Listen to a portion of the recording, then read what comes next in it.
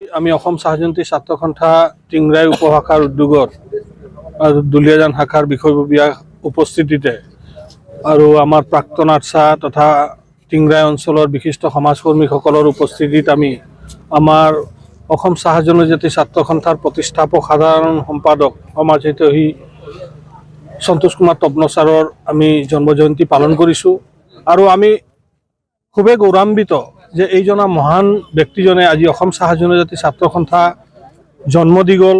যি চাহ জনজাতি ছাত্ৰ সন্থাই আজি সমগ্ৰ অসমৰ চাহ জনগোষ্ঠী ৰাইজৰ ত্ৰাণকৰ্তা হিচাপে প্ৰতিটো সুখে দুখে বিপদে আপদে চাহ জনজাতি ছাত্ৰ সন্থা চাহ জনগোষ্ঠীৰ ৰাইজৰ লগত আছে।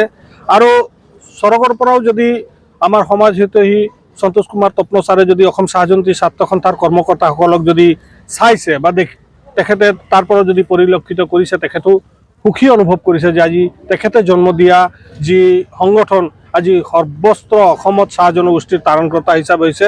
আৰু আমি খুবেই সুখী অসম চৰকাৰে সন্তোষ কুমাৰ তপন ডাঙৰীয়াৰ জন্ম জয়ন্তীক শ্ৰমিক কল্যাণ দিৱস হিচাপে পালন কৰিছে। তাৰ বাবে আমি অসম চৰকাৰকো ধন্যবাদ জ্ঞাপন কৰিছোঁ আৰু আশা ৰাখোঁ তেখেতৰ নীতি আদৰ্শত আমি অসম চাহ জনজাতি ছাত্ৰ সন্থাৰ প্ৰত্যেকজন কৰ্মকৰ্তাই জনগোষ্ঠীৰ উত্তৰণ আৰু উন্নয়নৰ কাৰণে কাম কৰি যাম।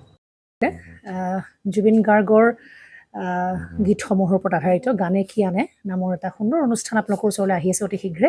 অহা 15 আগষ্টৰ পৰা ধেমাজিৰ পৰা প্ৰথম অডিশ্যন আৰম্ভ হ'ব আৰু সেই অডিশ্যনৰ যোগেদি বিভিন্ন কণ্ঠশিল্পীসকলে যিসকলে এই অনুষ্ঠানত যোগদান কৰিব বিচাৰে তেওঁলোকে এই অডিশ্যনৰ যোগেদি আগবাঢ়ি আহক আৰু জুবিন গাৰ্গৰ বহুত ভাল লগা গান আমি সদায় শুনি আহোঁ। আৰু আপোনালোকৰ যদি ভাল লগা গান থাকে জুবিন গাৰ্গৰ আপোনালোকে গাই ভাল পায় তেন্তে অডিশ্যনত যোগদান কৰক। মোৰ ফালৰ পৰা আন্তৰিক শুভকামনা থাকিল এই সম্পূৰ্ণ অনুষ্ঠানটোলৈ। ধন্যবাদ।